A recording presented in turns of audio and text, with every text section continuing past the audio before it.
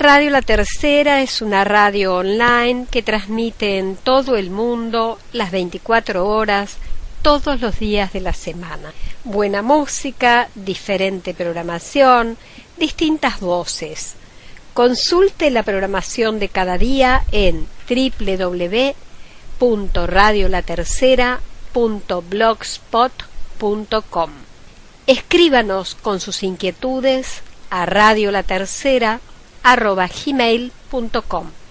Con gusto le responderemos. Todos los jueves a las 21 horas, Tormentas Espirituales. Un programa conducido por Alberto Esladoña.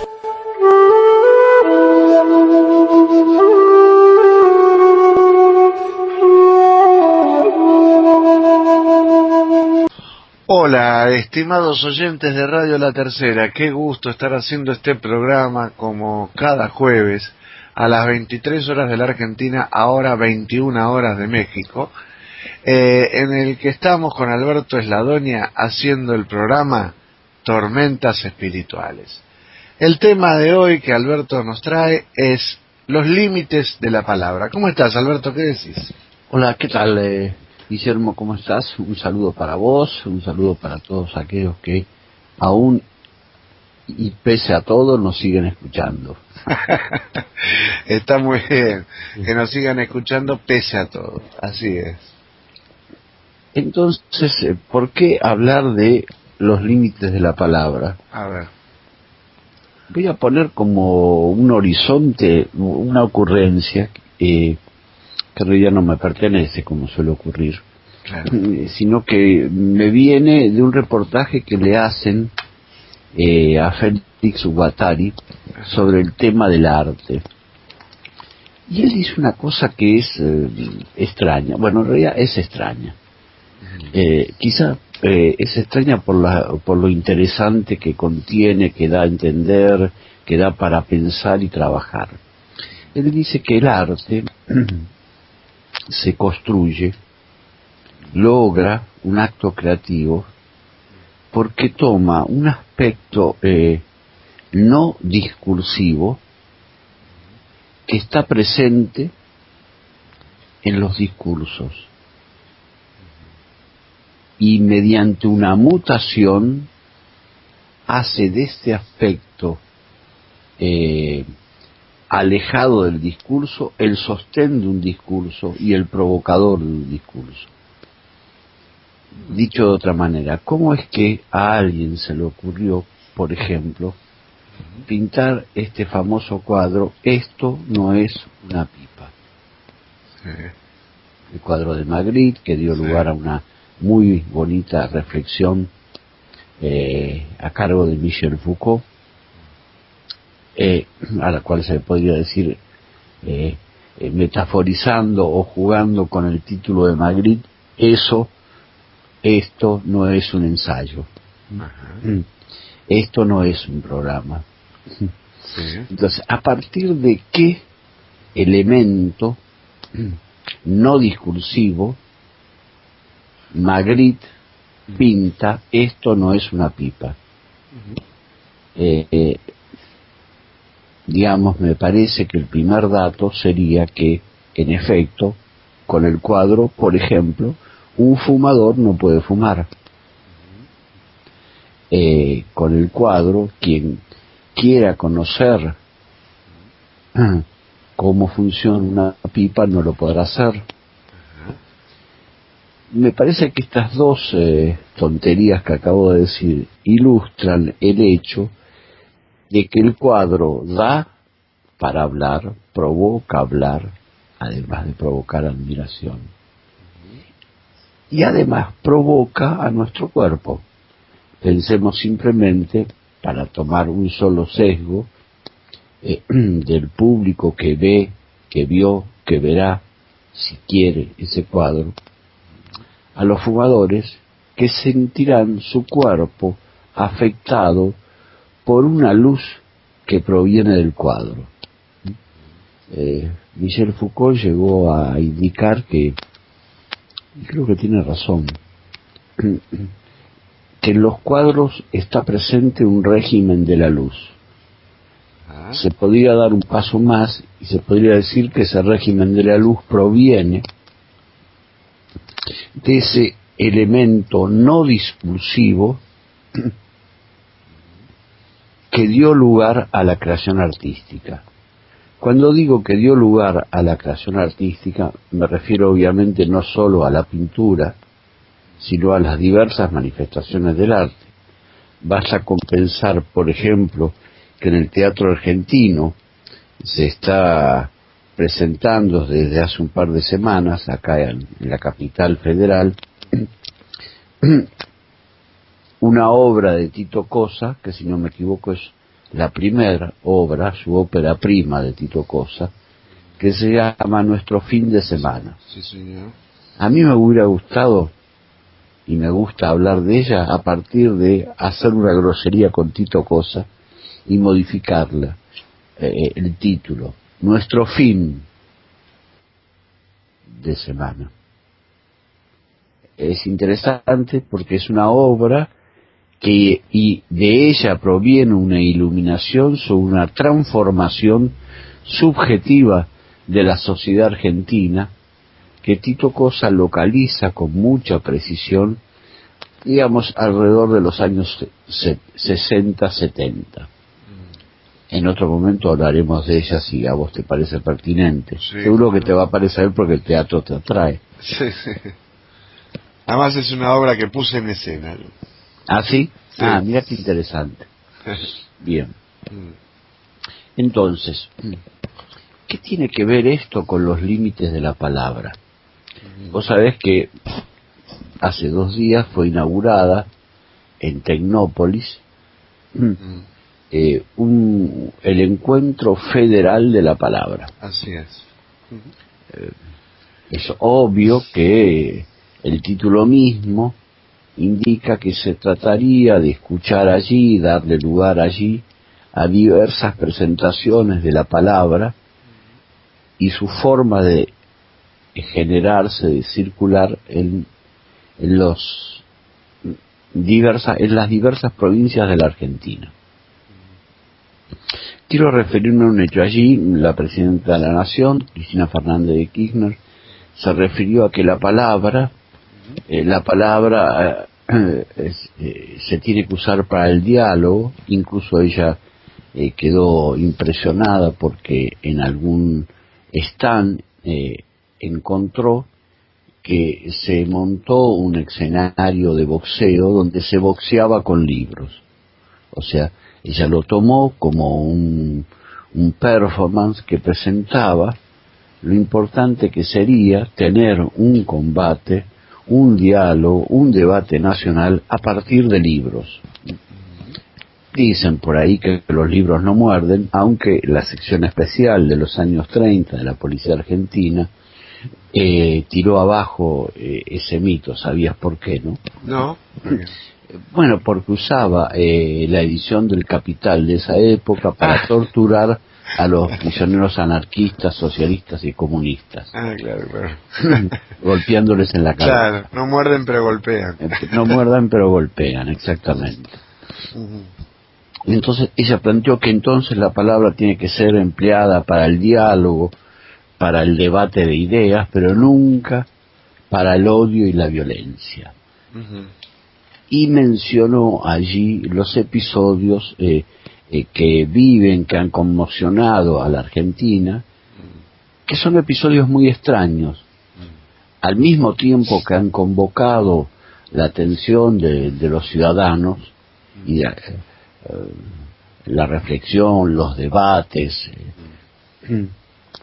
Han revelado 2 cosas: son episodios entre comillas cotidianos y a la vez son episodios que se presentan como hechos aislados y que la presidenta, como muchos otros, calificó de elementos de la barbarie.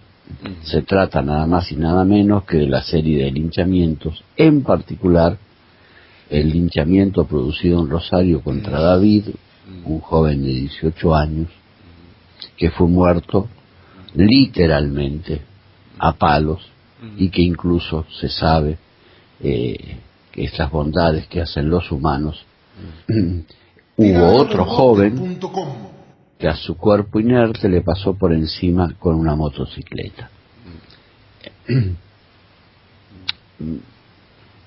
Me permito, con todo el debido respeto y la admiración que le tengo a nuestra presidenta, porque insisto, es nuestra presidenta, no solo porque la elegimos, sino porque es la presidenta, y porque hace cosas que a mi entender son algunas de ellas, muchas de ellas, interesantes.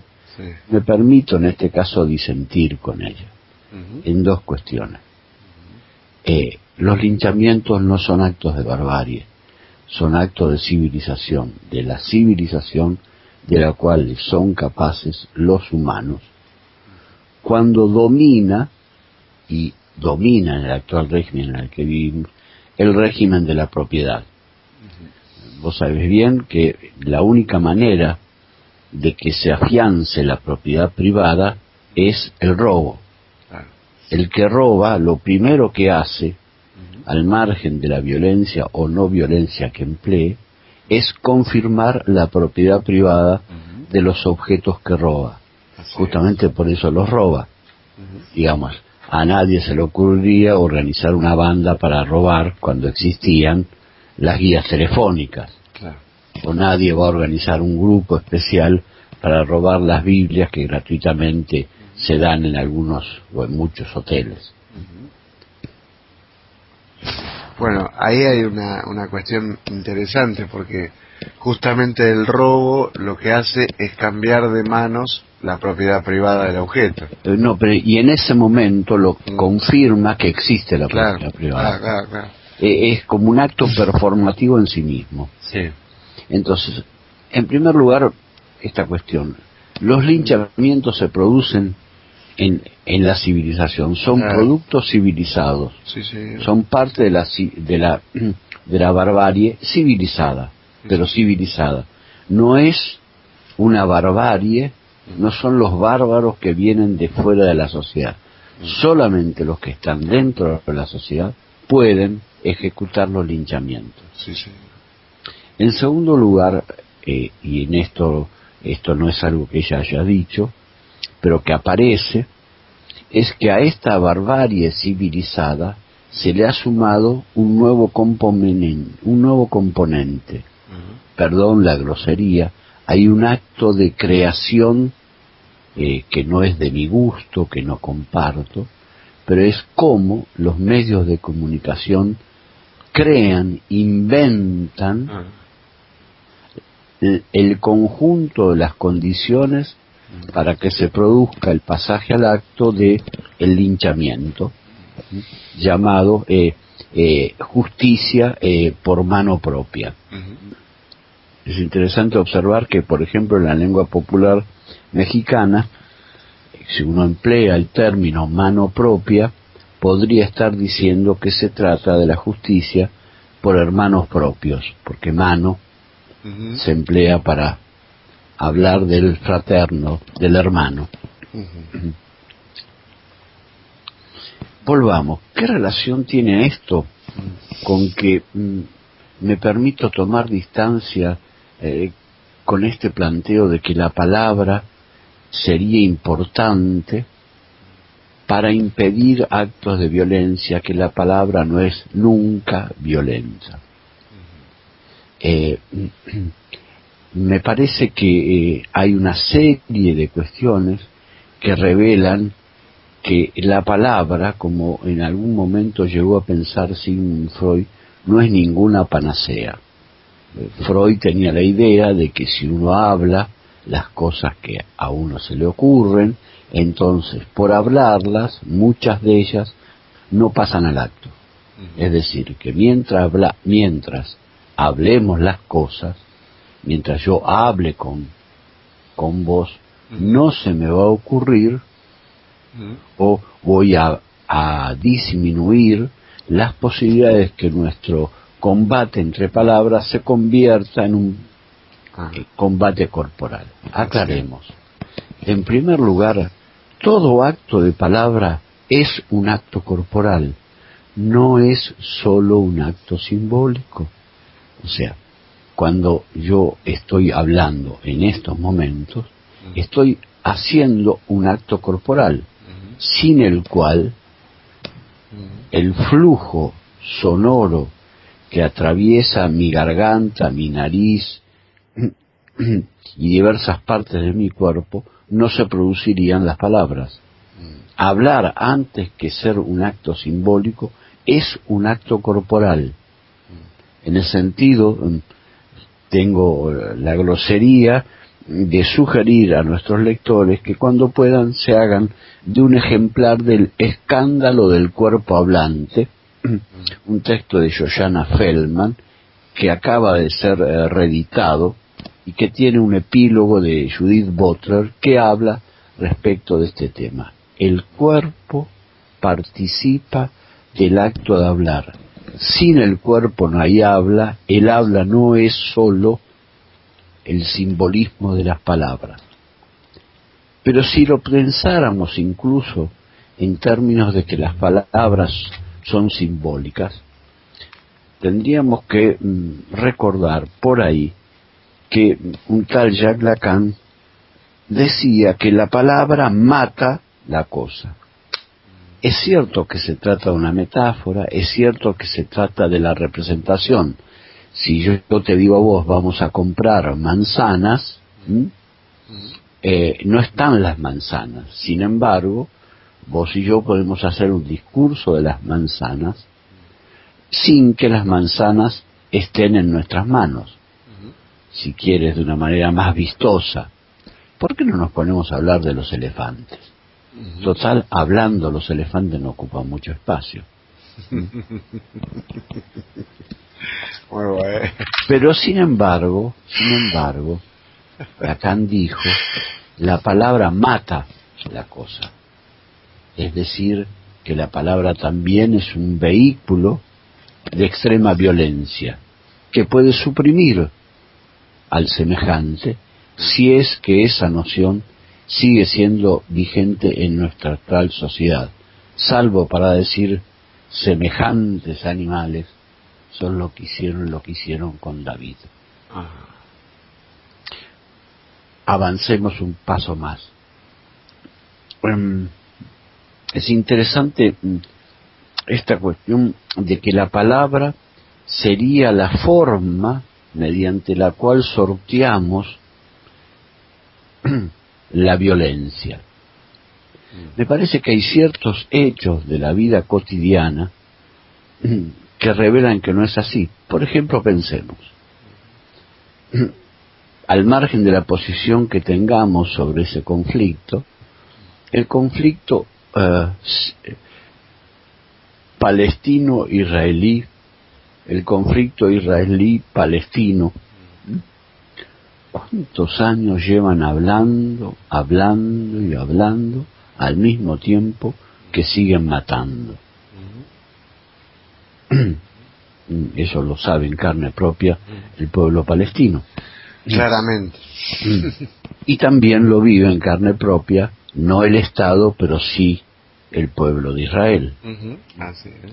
El pueblo, porque aunque parezca mentira, en el Estado de Israel también hay pueblo, que entre otras cosas está conformado también por palestinos, a pesar de que sean ciudadanos de segunda, para el Estado, para la organización estatal israelí.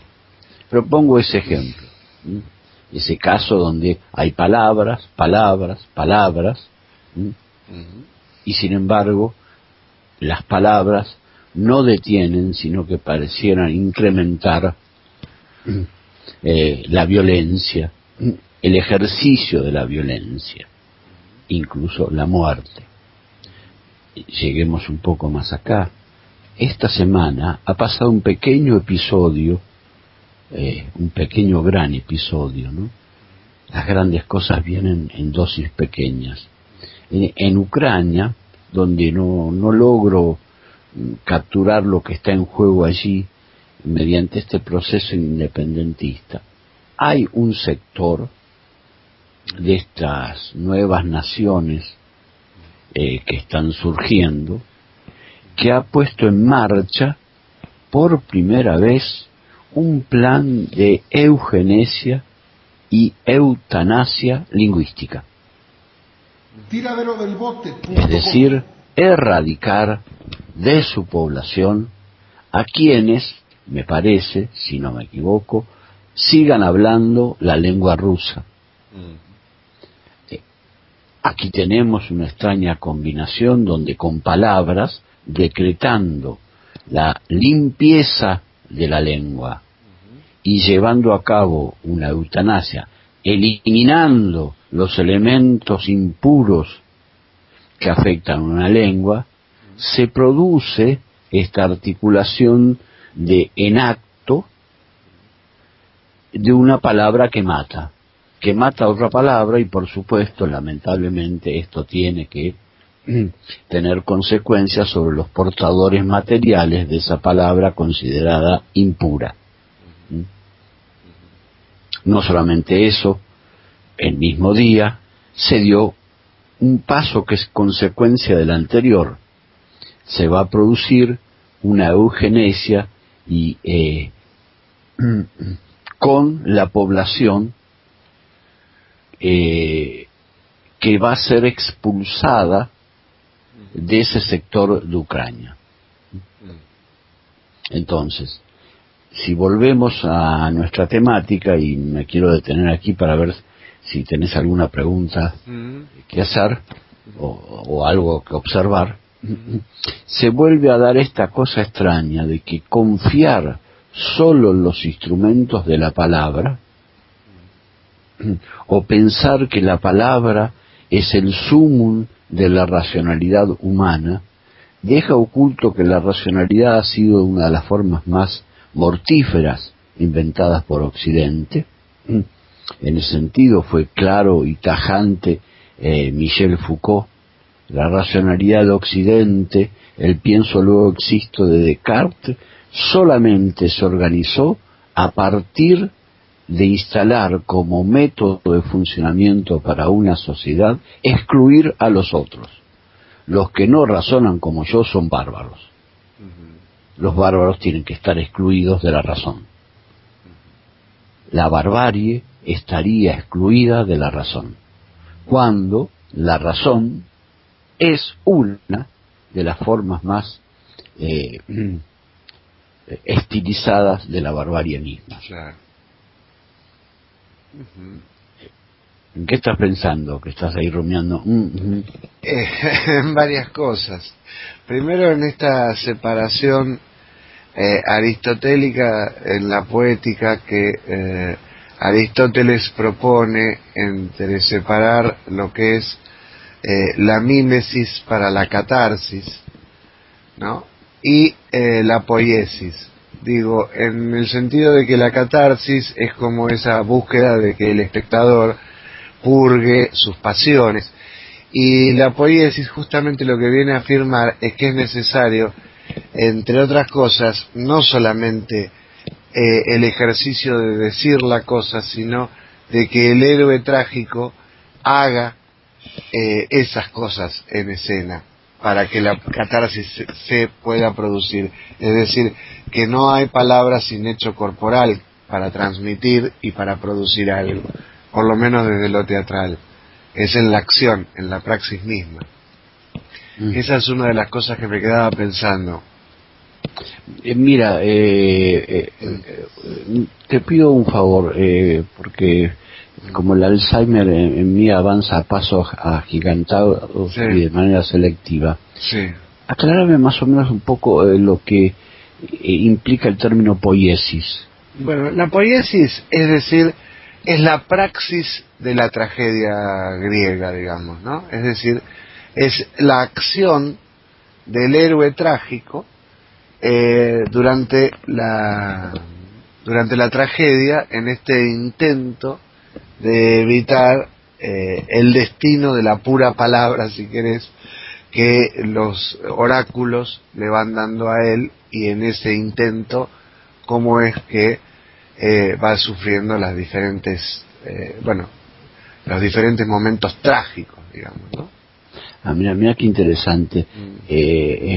mi Alzheimer juega buenas pasadas, porque en realidad con un poquito de mala intención te pregunté por poiesis, sí, porque creo, si no me equivoco, bueno, seguro que ya me equivoqué, que poiesis y autopoiesis son términos que Félix Guattari toma de dos biólogos americanos, chilenos en particular, uno de ellos Maturana, que a él le permiten formular la cuestión de que hay algo de autopoiesis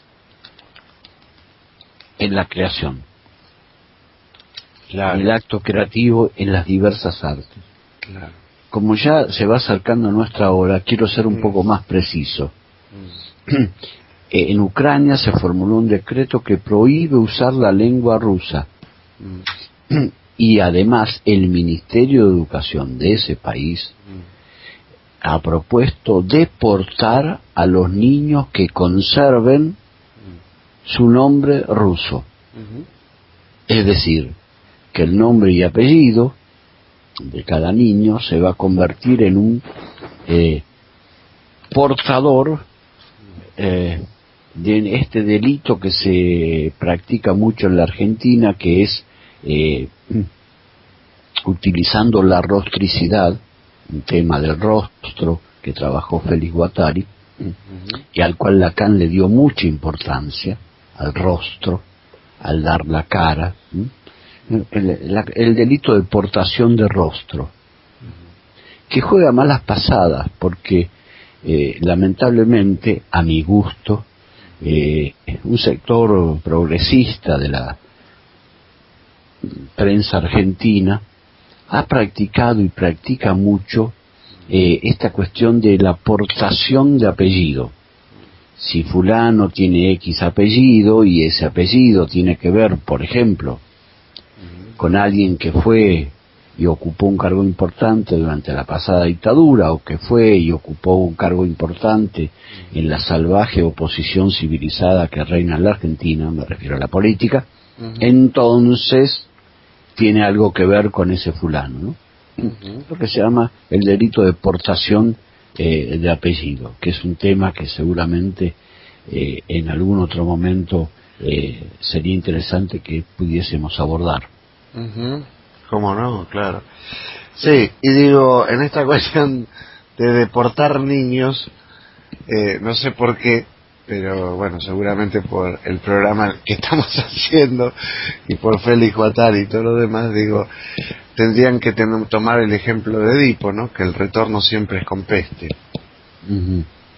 Es interesante lo que acaba de decir, porque, mira, te agradezco mucho. Yo nunca entendí por qué tanto Lacan, Guattari y Deleuze coinciden en el asunto de que el arte proviene de algo podrido, de un resto, de un desecho.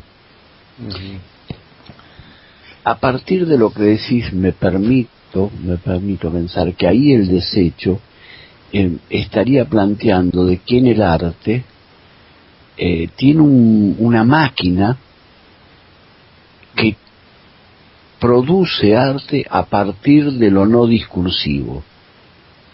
Si volvemos a la obra de teatro que mencioné antes y que tenemos el honor de saber que Guillermo Asensio ha sido uno de los que la puso en escena, nuestro fin de semana, es interesante ver cómo allí Tito Cosa logra mostrar cómo se produce algo que a mí me llevó a proponer groseramente la posibilidad de leer su título de así como Nuestro fin de semana, porque ahí aparece el fin del hombre, pero no lo digo en relación a Nietzsche, no solo en relación a Nietzsche, sino el hecho de cómo en los años 60, 70 en la Argentina, y me atrevo a decir que en el conjunto de América Latina, se fue generando una situación que las mujeres han detectado muy bien. Los hombres como eran antes, los hombres de antes que usaban gomina, ya no tienen lugar. Porque algo en relación a su movida fálica está fuera de juego. Y una obra de teatro lo muestra. Pero lo muestra para quien quiera ver la obra de teatro. Claro. Creo que podríamos dejar aquí por hoy. Sí, cómo no. Fue muy anárquico hoy. No, para nada, me parece un programa, no lo sentí anárquico, en absoluto. Bueno, muchísimas gracias y nos encontraremos el próximo jueves, ¿qué te parece? Cómo no, nos encontraremos el próximo jueves si es que logramos sobrevivir al poco tiempo que queda de este hecho surrealista, y con lo cual me despido. Hay que jugar las reglas del juego. No puede ser que en la Argentina hayamos entrado en una feroz competencia con México para tratar de arrebatarle a México el nombre de país surrealista. Porque el paro que hoy estamos viviendo en la Argentina es más que surrealista. André Breton se sentiría un miembro del jardín de infantes ante semejante paro. Así es, me parece una magnífica definición del paro de hoy. Pero es interesante, estamos en ardua competencia. La sociedad argentina trabaja 24 horas sobre 24 horas para ver si podemos. Yo creo que no nos va a dar el cuero. Los mexicanos, México nos lleva mucho más tiempo, de ver si le podemos arrebatar el calificativo de país surrealista a México. Un esfuerzo más, argentinos. A vencer. Estamos frente al abismo, demos un paso más. Claro. Sí. Bueno, muchísimas gracias, Alberto. Nos veremos el próximo jueves. Chao, hasta el jueves. Tiraderodelbote.com